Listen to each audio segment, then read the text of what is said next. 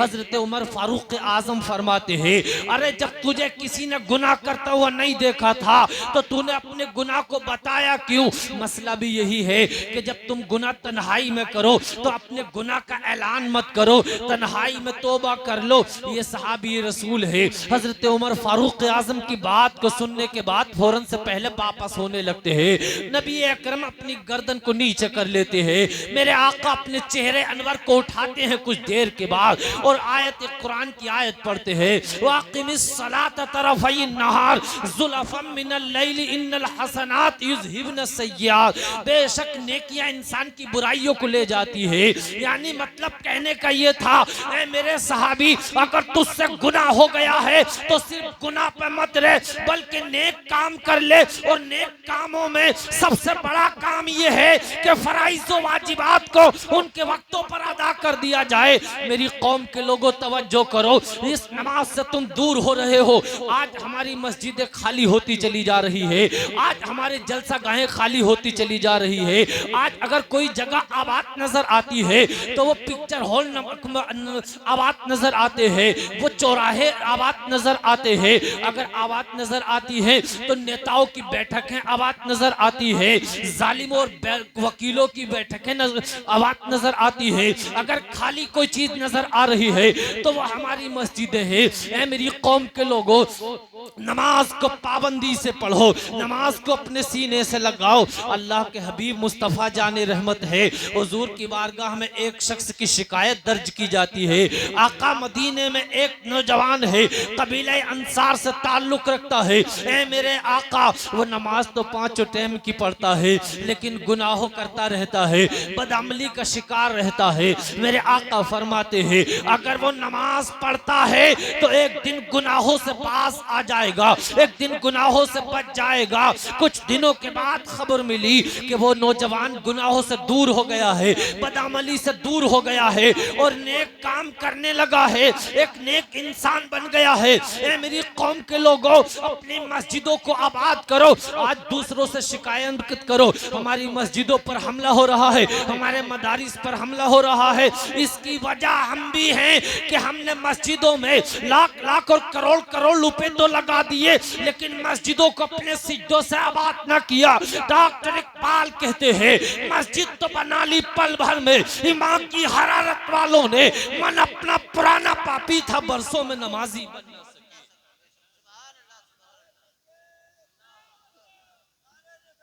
या रसूल अल्लाह,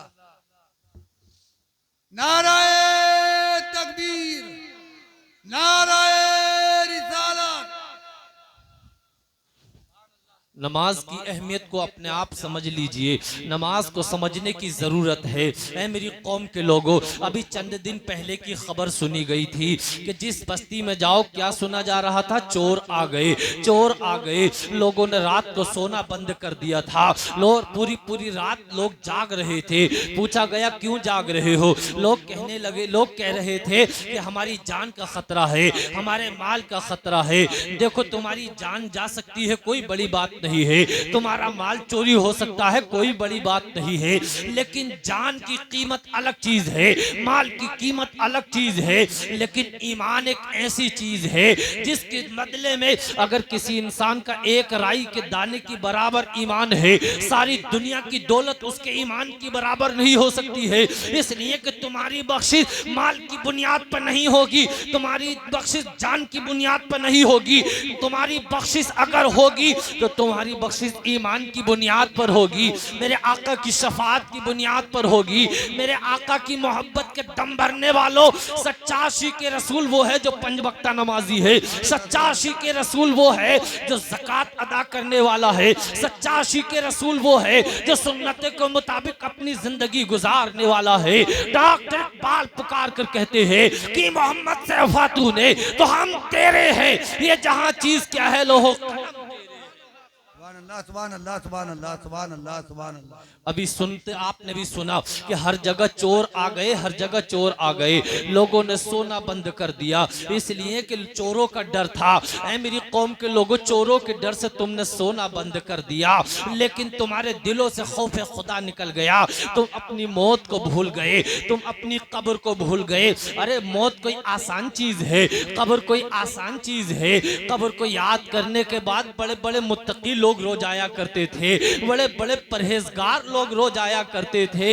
इसलिए कि कब्र की तारीकी को कभी सोचो तो सही, कब्र की तन्हाई को सोचो तो सही। ऐ मेरी कौम के लोगों जरा तवज्जो करो। चंद दिन पहले ये खबर जब आम हुई कि चोर आ गए, लोगों के अंदर ऐसी दहशत बैठी, लोगों के अंदर ऐसा खौफ बैठा कि अगर सारे घर वाले सो रहे हैं तो एक रखवाली कर रहा है। काश कि तुम्हारे दिलों में खौफ खुदा इसी तरीके से बैठ जाए तो इंशाअल्लाह तुम्हारी दुनिया और आखिरत आबाद होती हुई नजर आएगी। कुछ जमाने पहले के ऐसे ही एक जगह हालात हो गए कि एक चोरों की जमात एक बस्ती में घुस जाती है। एक मालदार घर के मालदार आदमी के घर में चोरों की जमात घुस गई। जब चोरों की जमात घुसी, पूरे घर वाले जाग जाते हैं, बस्ती वाले जाग जाते हैं, महल्ले वाले बेदार हो जाते हैं। जब महल्ले वाले बेदार हुए, चोर ने भागने की कोशिश की, तमाम बस्ती के लोग उनके पीछे पड़ गए। चोर कभी इस रास्ते पर, कभी उस रास्ते पर, कभी इस कोने पर, कभी उस कोने पर, लेकिन बस्ती वाले लोग उनका पीछा नहीं छोड़ रहे हैं। आखिर उस रास्ते पर पहुंच जाते हैं जिस रास्ते पर मस्जिद होती है, और मस्जिद का दरवाजा खुला हुआ था। निजामुद्दीन रामपुरी तो ये कहता है मस्जिद का दरवाजा नहीं बल्कि अल्लाह की रहमत का दरवाजा खुला हुआ था। वो तमाम चोरों की जमात मस्जिद में घुस जाती है और जल्दी से डाकुओं का जो सरदार था वो आगे इमाम बन के खड़ा हो जाता है और डाकुओं की जमात नमाज की नियत बांध के खड़े हो जाते हैं। बस एक एक्टिंग कर रहे थे, एक झूठ मूठ की नमाज पढ़ रहे थे। लोग मस्जिद के दरवाजे पर आते हैं, देखते हैं कि चोर किधर चले गए। लोगों ने कहा चोर तो भाग गए, ये मस्जिद में जो नमाजी हैं जो तो नमाज पढ़ रहे हैं, ये चोर नहीं है। आखिर चोर वापस चले जाओ, चोर तो चले गए। लोग वापस चले जाते हैं। जब लोग चले गए, डाकुओं का सरदार जो आगे खड़ा हो गया था, डाकुओं का सरदार ज़ारो कतार रोने लगा, चीख मार मार कर रोने लगा। डाकुओं का सरदार नीचे बैठ गया। तमाम डाकुओं की जमात कहने लगी सरदार बड़े बहादुर थे, बड़ी ताकतवर थे, बड़ी हिम्मत वाले थे। तुम्हारे जुल्म और सितम का आलम तो ये था कि जिस बस्ती में चले जाते लोग आपका नाम सुनकर दरवाजे बंद कर लेते। आपने बड़ा खून बहाया है, आपने बड़ी बड़ी डकैतियां डाली है, आप बड़े बहादुर थे, बहुत बड़े दिलेर थे। लेकिन आज तुम पे किसका खौफ तारी हो गया है? आज तुम इतना ज़ारो कतार रो क्यों रहे हो? सरदार रोने की वजह क्या है?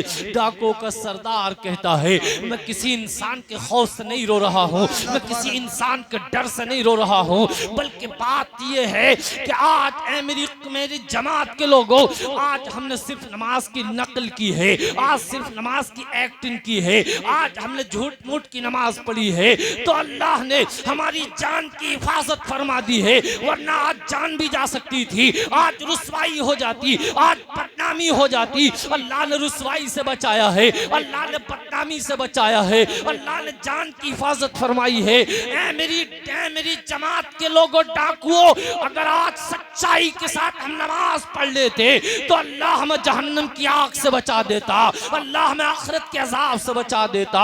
डाकू ज़ारो कतार रो रहा है, डाकू कह रहा है मेरी जमात के लोगों, आज से तुम्हारा जो दिल चाहे वो करते रहो, जहां तुम्हारा दिल चाहे वहां चले जाओ। मैं आज से न डाका डालूंगा, न आज से मैं चोरी करूंगा, मैं आज से सच्चे दिल से तौबा कर लूंगा। तमाम डाकों की जमात खड़ी हो गई। कहा सरदार आज तक खून तुम्हारे साथ बहाए थे, आज तक चोरियां तुम्हारे साथ की थी, आज तक बदअमली तुम्हारे साथ की, हर गुनाह तुम्हारे साथ किया, तो आज नेक काम की बारी आई है तो सरदार तुम्हारा साथ न छोड़ेंगे। सरदार नेक काम की बारी आई है तो सरदार तुम्हारे साथ रहेंगे। आज तौबा की बारी आई है तो सरदार तुम्हारे साथ रहेंगे। तमाम डाकू सिजदे में सर रख देते हैं, अर्ज करते हैं मेरे मालिक तमाम हम्दो सना तेरी तेरे लिए, तमाम तारीफें तेरे लिए, तमाम खूबियां तेरे लिए। ए मालिक, जमीन का पैदा करने वाला है, आसमान का पैदा करने वाला है। ए मालिक, तूने कितने शराबियों को माफ किया है, तूने कितने जानियों को माफ किया है, तूने कितने खताकारों को माफ किया है, न जाने कितने मुजरिमों को माफ किया है। या अल्लाह, हम भी बड़े खताकार हैं, हम भी बड़े मुजरिम हैं, लेकिन तेरी बारगाह में आ गए हैं। ए मेरे मालिक, तू हमें माफ फरमा दे। यहाँ तक आना हमारा काम था, माफ करना तेरा काम है। ए मेरे मालिक, माफ फरमा दे। अभी उन्होंने सिजदे से सर न उठाया था कि गैब से निदा आई, मेरे बंदों, मैंने तुम्हें माफ कर दिया है। नारे तकबीर, नारे रिसालत, सुभान अल्लाह, सुभान अल्लाह, सुभान अल्लाह। लोगों, नमाज को दिल से लगाइए, नमाज की पाबंदी कीजिए। चंद दिनों में ये लोग जो है नेक इंसान बन गए।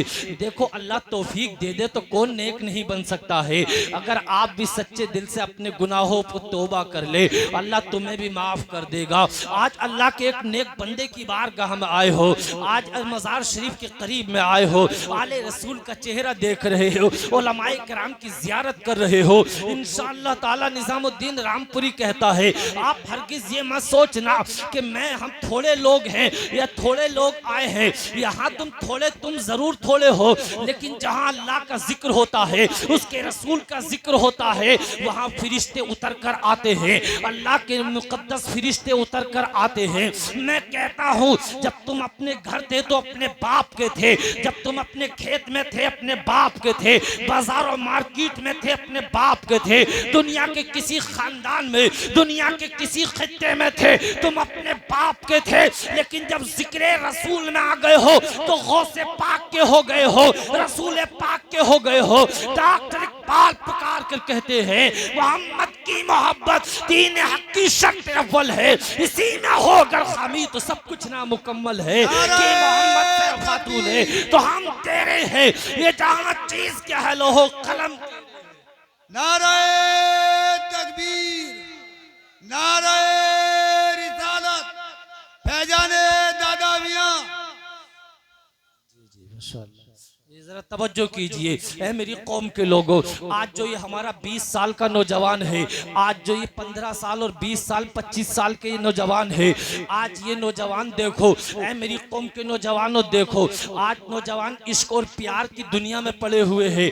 20 साल की जवानी की आई, ये सोचने लगा कि एक शादी में जाता है, एक नौजवान लड़की से इसकी आंखें मिलती है, ये सोचता है कि अब तो बस मैं इसी के साथ रहूंगा। ये अपने बाप की 50 साल की कमाई हुई इज्जत को दाव पे लगा देता है। ये उस बाप को भूल जाता है कि जिस बाप ने अपने बेटे को जूते पहनाने के लिए अपने जूते फाड़ लिए, जिसने अपने बेटे के शौक पूरे करने के लिए अपनी भूख और प्यास को कत्ल कर दिया। इन माँ बाप की इज्जत को दाव पे मत लगाया करो। आज प्यार और इश्क का भूत नौजवानों पे चढ़ा हुआ है। आज खानदान की इज्जत को दाव पे लगाते हैं, आज बाप की इज्जत को दाव पे लगाते हैं। मेरी कौम के नौजवानों, तुम इसलिए पैदा नहीं हुए हो। अगर अल्लाह ने तुम्हें ताकत दी है तो किसी गरीब के काम में आ जाओ। अल्लाह ने अगर तुम्हें पैसा दिया है तो किसी बेवा के काम में आ जाओ। अल्लाह ने कोई हुनर दिया है, किसी यतीम का सहारा बन जाओ। अरे तुम उस रसूल का कलमा पढ़ने वाले हो जिसने बेवाओं का साथ दिया है, जिसने यतीमों का साथ दिया है, जिसने कमजोरों को सीने से लगाया है। तुम रसूलुल्लाह का कलमा पढ़ने वाले हो। आज तो लेकिन हुआ यह है कि शराब नोशी आम हो रही है, आज जुआबाजी आम हो रही है, आज जिनाकारी आम हो रही है, बेहयाई और बदकारी आम हो रही है। जब तक मेरी कौम के लोगों इन बदअमलियों से और बदकारियों से सच्ची तौबा ना करोगे, कामयाबी नसीब ना होगी। ऐ मेरी कौम के लोगों, जरा तवज्जो करो। पहले की कौमों में एक ऐसा नौजवान था जो एक शादीशुदा औरत पर आशिक हो गया, उसके इश्क में बेकरार रहने लगा। एक दिन हिम्मत करने के बाद उसी औरत को खत लिखता है और जब खत लिखा तो उसमें मिलने का अपने आप से इरादा किया कि मैं तो औरत उससे मिलना चाहता हूँ। उस औरत को जब खत मिला, ये औरत बड़ी नेक थी, ये औरत बड़ी परहेजगार थी, इसका शोहर भी बड़ा मुत्तकी और परहेजगार था।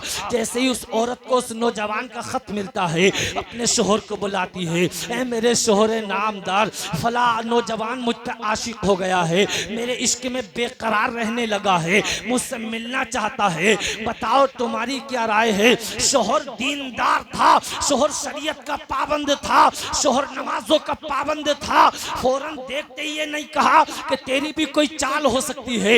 आजकल का अगर कोई होता तो ये कह देता हो सकता है तेरी भी कोई इसमें राय हो, तेरी भी इसमें कोई चाल हो। न जाने कितने घर इस वजह से तबाह हो बर्बाद हो गए कि शक की बुनियाद पर कभी औरत मर्द पर शक करती है, कभी आदमी औरत पर शक करता है। अरे शक की बुनियाद पर अपने घरों को तबाह हो बर्बाद मत करो, बल्कि एक दूसरे पर एतमाद करो, एक दूसरे पर भरोसा करो। अगर तलाक का नंबर आ जाता है तो सिर्फ दो आदमी अलग नहीं होते, बल्कि दो घर अलग हो जाते हैं, दो खानदान अलग हो जाते हैं, दो बस्तियां टूट जाती हैं। तलाक इसलिए नहीं रखी है कि जिसका दिल चाहे जहां चाहे तलाक दे दे। तलाक को तो इस्लाम में इसलिए रखा था कि अगर मिजाज बिल्कुल ही ना मिलते हो, दोनों आपस में रह ही ना सकते हो, तो मरने से बेहतर ये था कि तलाक दे दी जाए, दोनों को अपने अपने रास्ते अख्तियार कर लिए जाएं। वो किसी और से निकाह कर ले, वो किसी और से निकाह कर ले, इसलिए तलाक नहीं दी थी कि गुस्से की बुनियाद पर तलाक दे दो, शेखी की बुनियाद पर तलाक दे दो, जब दिल चाहे जब तलाक दे दो। इसलिए कि तलाक अगर आम होगी तो मुआशरा तबाह बर्बाद हो जाएगा।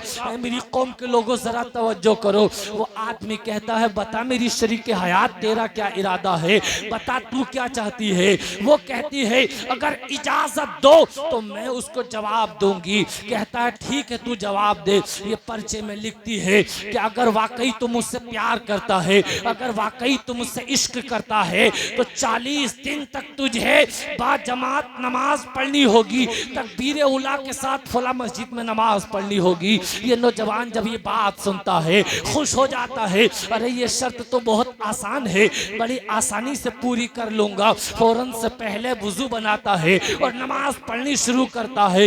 1 दिन पढ़ता है, 2 दिन पढ़ता है, 3 दिन पढ़ता है, 10 दिन 20 दिन, जब 40 दिन मुकम्मल हो जाते हैं वो औरत अपने वादे के मुताबिक उससे खबर भिजवाती है। पूछो उससे अब क्या इरादा है उसका। जब उस नौजवान को खबर मिलती है वो खड़ा हो जाता है और कहता है अल्लाह का शुक्र है कि जिस बदकारी का इरादा रखता था, जिस गुनाह का इरादा रखता था, अल्लाह ने मुझे उससे बचा लिया है और मैं उस औरत की मोहब्बत से निकलकर अल्लाह की मोहब्बत में आ गया हूँ। अब मैंने गुनाहों से सच्ची तौबा कर ली है। ए मेरी कौम के लोगों तवज्जो करो। आज तुम मोहम्मद अरबी के गुलाम हो, आज अब्दुल्ला के प्यारे के गुलाम हो, आमना के दुलारे के गुलाम हो। मोहम्मद अरबी के गुलामों ने जंगों में नमाजें पढ़ी है, मोहम्मद अरबी के गुलामों ने दरियाओं में नमाजें पढ़ी है। जिस मैदान में गए मोहम्मद अरबी के गुलामों ने नमाज अदा की है। ए मेरे मुस्तफ़ा के कलमा पढ़ने वालों, नमाज तुम कज़ा कर देते हो। नमाज मेरे आका भी कल मेराज का दिन गुजरा है। कल रात गुज़िश्ता रात जो थी वो मेराज की रात थी। अस्सलातु मेराजुल मोमिनीन, मेराज मोमिन, नमाज मोमिन की मेराज है। मेरी कौम के लोगों, मेरे आका ने फरमाया नमाज मेरी आंखों की ठंडक है, नमाज मेरी आंखों की ठंडक है। अरे कलमा पढ़ने वाले हुजूर के, क्या हुजूर को तकलीफ पहुंचाएंगे, क्या अपने आका को तकलीफ पहुंचाएंगे? भला तुम कैसे मुसलमान हो? अगर सच्चाई के साथ तुमने नमाजों को पढ़ लिया है तो यही तो मोहब्बत रसूल है। अगर तुमने ज़कात अदा की है यही तो मोहब्बत रसूल है। अगर तुमने सुन्नत के मुताबिक खाना खाया है यही तो मोहब्बत रसूल है। अगर चेहरे पर दाढ़ी सजाई है यही तो मोहब्बत रसूल है। अगर तुमने अपनी जिंदगी को अल्लाह और उसके रसूल के मुताबिक गुजारा है तो इंशाअल्लाह मेरे आका तुम पे नजर इनायत फरमाएंगे, मेरे आका तुम पे करम फरमाएंगे। फरमाएंगे। इल्म हिकमत के ताजदार बयान फरमाते हैं, इल्म हिकमत के शहरियात पुकार कर कहते हैं, बरेली के कलंदर पुकार कर कहते हैं, सुन्नियों के रहनुमा पुकार कर कहते हैं, वाह क्या जूदो करम है शे बता तेरा, नहीं सुनता ही नहीं मांगने वाला तेरा। और मेरे करीम से घर कतरा किसी ने मांगा, दरिया बहा दिए हैं, दुर्वे बहा दिए हैं और आगे बढ़ते हैं और पुकार के कहते हैं, जब आ गई है जोशे रहमत पे उनकी आंखें जलते बुझा दिए हैं रोते। नाराए तकबीर, नाराए रिसालत, फैजाने दादा मियां। मेरी सुभान अल्लाह, लोगों, सुभान अल्लाह, आज यहाँ पर आने वालों मेरे इस्लामी भाइयों, आज यहाँ से तुम्हें सबक लेकर जाना है। यहाँ पर तुम नमाज पढ़ लो, नमाज को दिल से लगाओगे। अगर तुम नमाज ना पढ़ो, ज़कात अदा ना करो, तुम्हारा यहाँ पर आना कोई फायदेमंद नहीं है। ये तुमसे खुश नहीं होंगे, बल्कि खुश तुमसे जब होंगे फजर की नमाज अदा करो, अपने वालिदैन से मुसाफा मिलाओ, उनका सर पे हाथ रखवाओ और दादा मियाँ के मज़ार पे आ जाओ, तो इंशाअल्लाह ताला इनकी नजरें करम हो जाएगी, तुम्हारी बिगड़ी बनती नजर आएगी। अगर कांटे भी तुम्हारे रास्ते में आ जाएंगे, वो फूल बनते नजर आएंगे। नमाज वो चीज है जो इंसान को मुसीबत से बचाती है, नमाज वो चीज है कि इंसान को तकलीफों से बचाती है, नमाज वो चीज है जो इंसान को उलझनों से बचाती है, नमाज वो चीज है जो इंसान को गमों से बचाती है, नमाज वो चीज है जो शैतान के मकर से बचाती है। यहाँ तक के आग भी तुम्हारे लिए ठंडी हो जाती है।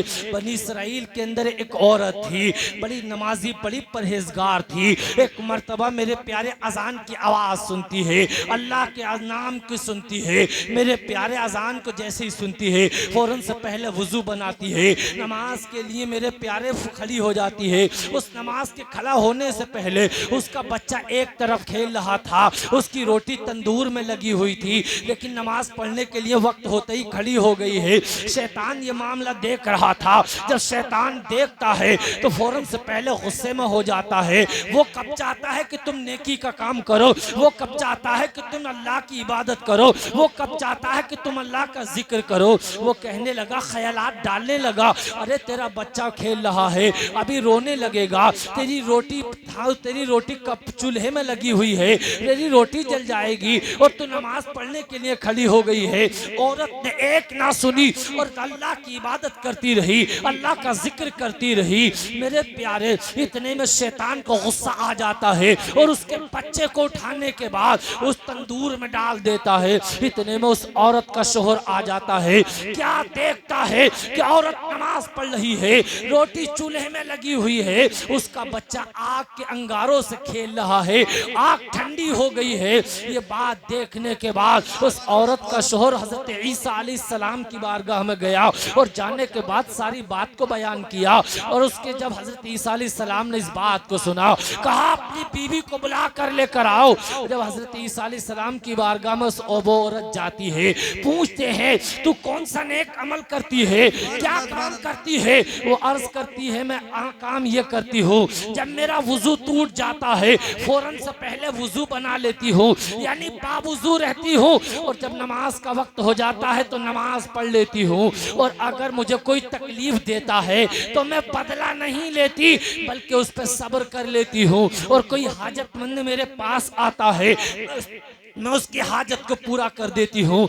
मेरी कौम के लोगों, जरा तवज्जो करो, जरा ज़हन को करीब करो, जरा दिल के कानों से मेरी बात को सुनो। ये बनी इसराइल की औरत थी। अरे बनी इसराइल के लोग तो लोग, अंबिया और मुरसलीन भी वो हैं जो मेरे नबी का कलमा पढ़ने वाले हैं, जो मेरे नबी का दामन पकड़ने वाले हैं, जिन्होंने तमन्नाएं की थी, या अल्लाह हमें हुजूर का उम्मती बना दे, या अल्लाह हमें हुजूर की गुलामी नसीब फरमा दे। मुझे यकीन है कि अगर तुमने नमाजों को दिल से लगा लिया है, मेरे सरकार का दामन पकड़ लिया है, गौसे पाक का दामन पकड़ लिया है, ख्वाजा गरीब नवाज का दामन पकड़ लिया है, शरीयत की पाबंदी कर ली है, तो इंशाअल्लाह मेरे आका तुम पे करम फरमाएंगे, मेरे आका नजरे करम फरमाएंगे। इल्म हिकमत के ताजदार पुकार कर कहते हैं, कौन देता है, देने को मुंह चाहिए, देने वाला है सच्चा हमारा नबी। गमज़दों को रज़ा मुस्ता दीजिए के है बेकसों का सहारा। हमारा नबी सुभान अल्लाह सुभान अल्लाह सुभान अल्लाह सुभान अल्लाह सुभान अल्लाह सुभान अल्लाह अल्लाहु अकबर या रसूल अल्लाह जिंदाबाद जिंदाबाद जिंदाबाद। बस इंशाल्लाह 9 मिनट बाकी है मेरे पास। इंशाल्लाह तवज्जो से सुन लीजिए, 9 मिनट में इंशाल्लाह मेरी बात पूरी हो जाती है।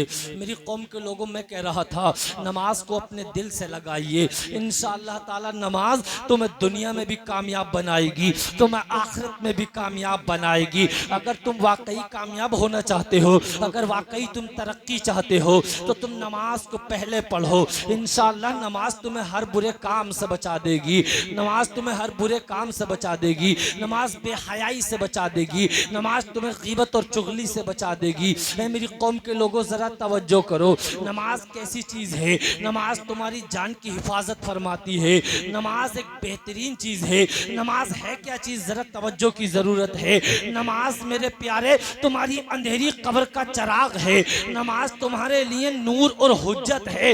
ये नमाज रसूल आजम की आंखों की ठंडक है, नमाज मोमिन की मेराज है। जब तुम नमाज पढ़ोगे तो अल्लाह तुम्हारी रोजी में बरकतें फरमाएगा, अल्लाह तुम्हारी उम्र में बरकतें फरमाएगा, अल्लाह तुम्हारी जान की हिफाजत फरमाएगा। अगर किसी ने कत्ल का मंसूबा भी बनाया है और नमाज पढ़ोगे अल्लाह तुम्हारी जान की हिफाजत फरमा देगा। ऐ मेरी कौम के लोगों जरा तवज्जो करो, एक बड़ा जालिम और जाबिर आदमी था, उसकी औरत बड़ी नेक और मुत्तकी परहेजगार थी, 5 वक्त नमाज पढ़ती थी। ये जालिम गुस्सा करता था, क्या नमाज पढ़ती रहती है, क्या नमाज पढ़ती रहती है, हर वक्त सिजदे करती रहती है, हर वक्त मुसल्ले पे बैठी रहती है। ऐसे लोग भी हमारी कौम के अंदर मौजूद हैं। एक मर्तबा इसने मंसूबा बनाया कि इसका कत्ल करे देता हूँ, इसकी जान लिए लेता हूँ, जब भी इससे पीछा कर सकता है। अपना एक पैसा देता है और कोई पैसा देने के बाद कहता है रख दे, वक्त पे मैं कभी ले लूंगा।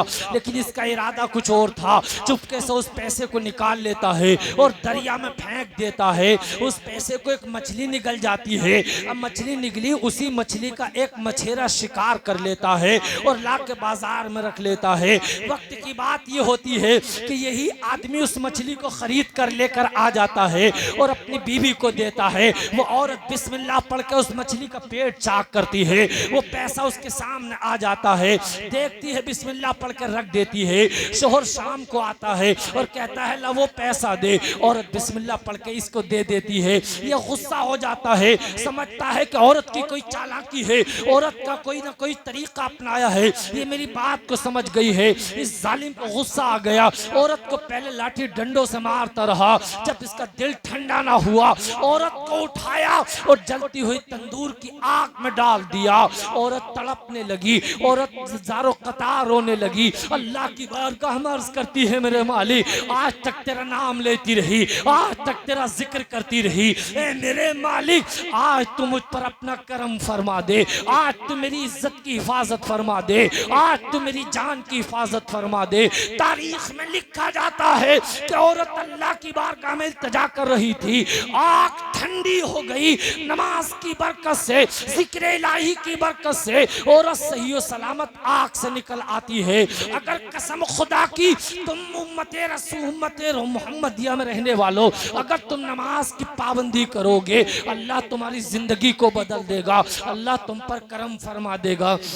लेकिन हालात तो ऐसे हुए हैं, हम मौत को भूल गए हैं, हम कब्र को भूल गए हैं, हम कब्र की मंजिलों को भूल गए हैं, हमारे दिलों से कब्र की दहशत निकल गई है। ऐ मेरी कौम के लोगों जरा तवज्जो करो, मौत कोई आसान चीज नहीं है। इस मौत ने न जाने कितने पहलवानों को इस जमीन से उठा के कब्रों में पहुंचा दिया है, मौत ने कितने जिम्मेदारों को इस जमीन से उठा के कब्र की पस्तियों में पहुंचा दिया है।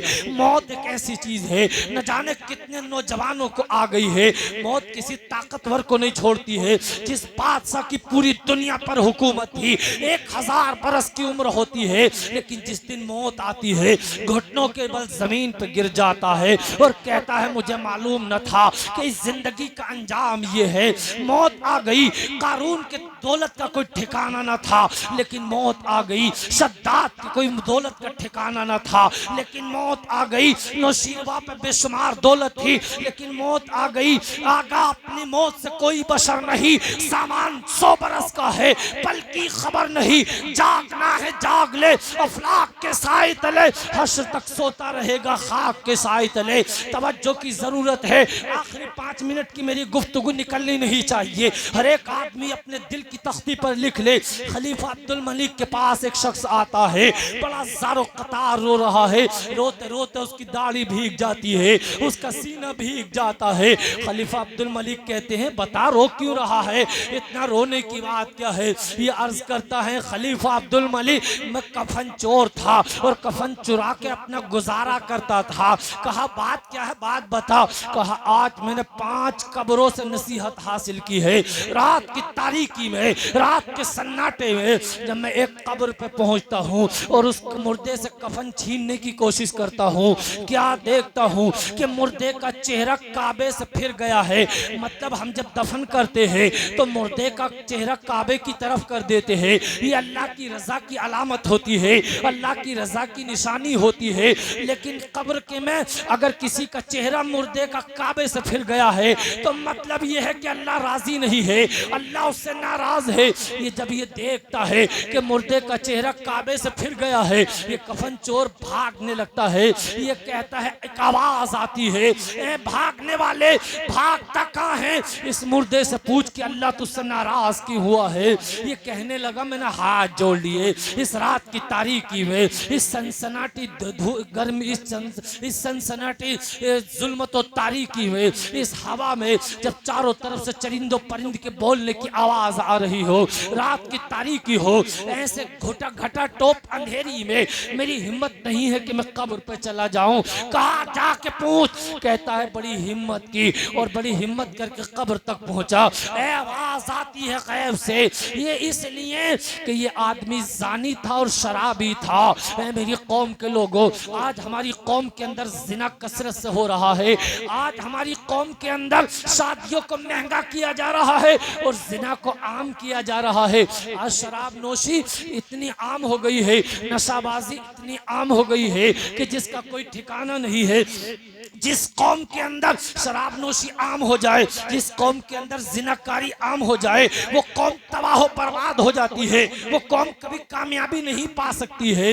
ये कहता है मैंने दूसरी कब्र खोदी और जब दूसरी कब्र खोदी क्या देखता हूँ कि मुर्दे की शक्ल खिंजीर के जैसी बन गई है, यानी सुअर के जैसी बन गई है। कहने लगा मैंने इतना देखा और उसके तमाम बदन के अंदर हाथों और पैरों में आग की बेड़ियां लगी हुई है। मैं भाग उठा, गैब से आवाज आती है, भागना नहीं है बल्कि इससे पूछ के अल्लाह नाराज क्यों हुआ है, अजाब का सवाब क्या है। मैंने हाथ जोड़ लिए, मेरी हिम्मत नहीं है कि मैं कब्र पर जा सकूं। इस तारीकी में, इस अंधेरी में, जबकि चारों तरफ कोई भी ना हो, मैं अकेला कब्रिस्तान में नहीं जा सकता हूं, मैं कब्र पे नहीं खड़ा हो सकता हूं। गैब से निदा आती है, ये आदमी अल्लाह के नाम की झूठी कसमें खाता था, ये आदमी हराम माल खाता था। आज हमारी कौम के अंदर एक छोटे से टके की बुनियाद पर आदमी झूठी कसम खा जाता है। आदमी झूठी कसम खाने को ये सोचता है सिर्फ दुनिया में रहना है। अरे कुछ नहीं हो रहा, अरे किसी को पता नहीं चला। हाँ किसी को पता नहीं चला, इंसानों को पता नहीं चला, लेकिन अल्लाह को तो मालूम है। अल्लाह ने तुम्हारे कांधे ऊपर फरिश्तों को बिठाया है, वो तुम्हारे नेक अमाल और बद अमाल लिख रहे हैं और क़यामत के दिन तुम्हारे अमाल को सुनाया जाएगा, तुम्हारे अमाल को बताया जाएगा। मेरी कौम के लोगों जरा तवज्जो करो। ये कहता है बड़ी बामुश्किल हो गई। कहता है तीसरी कब्र पे गया और जब तीसरी कब्र पे गया मैंने देखा तो मुर्दे की हालात ये थे, मुर्दे की हालत ये थी कि पूरी उसकी जीभ जो मुंह में होनी चाहिए थी वो उसकी गुद्दी में निकली हुई थी और सारे बदन में आग की कीलें गड़ी हुई थी। मैं भाग उठा, आवाज आई भागना नहीं है बल्कि इससे अजाब का सबब दरियाफ्त कर, इससे अजाब का सवाब बजा पूछ के अजाब क्यों हो रहा है। ये कहता है मुझ में हिम्मत नहीं है, मैं नहीं जा सकता कब्र पे। अल्लाह अकबर, गैब से आवाज आती है। ये आदमी दुनिया में गीबत किया करता था, ये आदमी चुगली किया करता था और लोगों को आपस में लड़वाया करता था, यानी फितना परवर था। मेरी कौम के लोगों, आज हमारे समाज में ऐसे लोग बेशुमार मौजूद हैं। भाई भाई की गीबत कर रहा है, पड़ोसी पड़ोसी की ग़ीबत कर रहा है, मुक्तदी इमाम की ग़ीबत कर रहे हैं, एक आदमी दूसरे आदमी की ग़ीबत कर रहा है। ए मेरे कौम के लोगों तवज्जो करना, मेरे आका सल्लल्लाहु ताला अलैहि वसल्लम इरशाद फरमाते हैं, जब मैं रात की रात गया मैंने एक तमसील ऐसी देखी कि एक बहुत बड़ा पत्थर है कि एक बैल उससे निकल रहा है और फिर दोबारा उसमें घुसने की कोशिश कर रहा है, लेकिन घुसा नहीं जाता। कहते हैं मेरे आका, मैंने जिब्रील से पूछा क्या बात है, ये क्या मामला है। जिब्रील अर्ज करते हैं ये उस आदमी की मिसाल है जो अपनी जबान से कोई ऐसी बात निकाल देता है जिससे लोगों में फितना हो जाता है, लोग आपस में लड़ जाते हैं, समाज में बिखंडा पड़ जाता है और फिर अफसोस करता है मैंने गलत किया, मैंने बुरा किया। ऐ मेरी कौम के लोगों तवज्जो करो, इस गीबत से समाज टूट जाता है, इस चुगली से इख्तलाफ पैदा हो जाते हैं, खानदान टूट जाते हैं, बस्तियां टूट जाती हैं। हम उस नबी का कलमा पढ़ने वाले हैं जिसने समाज को बनाया है, जिसने समाज को जोड़ा है, जिसने अमन शांति का पैगाम दिया है। मेरे आका के कलमा पढ़ने वालों, ये कफन चोर कहता है मैं चौथी कब्र पे गया और जब मैंने देखा तो मुर्दे की हालत ये थी कि मुर्दा जो है आग की लपेट में है, मुर्दा भयानक अजाब में है, मुर्दा आग में जल रहा है। मैंने पूछा अब क्या मामला है, ये इस पर अजाब क्यों हो रहा है। गैब से निदा आती है ये आदमी बेनमाजी था, ये आदमी नमाज के वक्त में सो जाने का आदी था, ये आदमी नमाज कज़ा करने का आदी था। ऐ मेरी कौम के लोगों जरा तवज्जो करो, नमाज छोड़ देते हो आसानी से। मेरे आका मेराज में जब गए तो मेरे आका ने देखा कि कुछ लोग ऐसे हैं जो सर नीचे है पैर ऊपर है और फरिश्ते उनके सरों को हथौड़ों से कूट रहे हैं। एक मकाम पे देखा कि कुछ लोगों के सरों को पत्थरों से कुचला जा रहा है। मेरे आका ने पूछा क्या मामला है, तो मेरे आका की बारगाह में अर्ज किया गया ये लोग बेनमाजी थे, ये लोग नमाज के वक्त में सोने के आदी थे, नमाज के वक्त में इन लोगों के सर बोझल हो जाया करते थे, भारी हो जाया करते थे। आज मेरी कौम के नौजवानों नमाज से दूर भाग रहे हो, मस्जिदों को वीरान कर रहे हो, वरना तुम तैयार हो जाओ कल अज़ाब कब्र के लिए। अरे हमारा बनेगा क्या, हमारा होगा क्या अगर हमारे ऊपर कब्र में अज़ाब होने लगा। हमारे अंदर ताकत नहीं है कि हम अज़ाब को बर्दाश्त कर सके, हमारे अंदर हिम्मत नहीं है कि हम अल्लाह के अज़ाब को बर्दाश्त कर सके। हमारे तो पेट में दर्द हो जाता है, हमारे सर में दर्द हो जाता, हम उसे बर्दाश्त नहीं कर पाते। मेरी कौम के लोगों जरा तवज्जो करो, ये कहता है पांचवी कब्र खोदी और जब मैंने देखा तो मुर्दा कैसा था, एक नौजवान है जो एक तख्त पे बैठा हुआ है, जन्नती ताज उसके सर पे रखा हुआ है, हूर और गिलमान उसकी खिदमत के लिए तैयार है, अल्लाह की रहमतें और बरकतें उस पर बरस रही है। मैंने पूछा क्या मामला है, गैब से निदा आती है इस नौजवान ने नौजवानी के आलम में गुनाहों से सच्ची तौबा कर ली थी और 5 वक्त नमाजी हो गया था। ऐ मेरी कौम के लोगों जरा तवज्जो करो, अपनी मस्जिदों को आबाद करो, जब अज़ान की आवाज सुनो मस्जिदों की तरफ दौड़ पड़ो, दीनदारी पे अपनी जिंदगी गुजारो। इंशाअल्लाह अगर दीनदारी से अपनी जिंदगी गुजारोगे, शरीयत के मुताबिक अपनी जिंदगी गुजारोगे, इन नाफरमानियों से अपने आप को बचा कर रहोगे तो इंशाअल्लाह अल्लाह के वली तुम पर नजर इनायत फरमाएंगे, सब तुम्हारा साथ देंगे, अल्लाह भी तुम्हारे ऊपर करम फरमाएगा, मेरे आका तुम पर नजर करम फरमाएंगे। लेकिन बेनमाजी का क्या होगा, बेनमाजी बनकर जिंदगी मत गुजारिए। मेरी इन थोड़ी बातों पर अमल करने की कोशिश कीजिए और अपनी आखिरत की तैयारी कीजिए, अपनी मौत की तैयारी कीजिए, अपनी कब्र की तैयारी कीजिए। इसलिए कि जिंदगी भर हमेशा यहाँ तुम दुनिया में न रहोगे, बस मौत तुम्हारा इंतजार कर रही है, बस मौत तुम्हारे लिए तैयार है। एक दिन मरना है, आखिर मौत है, कर ले जो करना है, आज आखिर मौत है। मेरे प्यारे तवज्जो करो, जगह जी लगाने की दुनिया नहीं, ये इबरत की जा है, तमाशा नहीं। खा गई जमीनों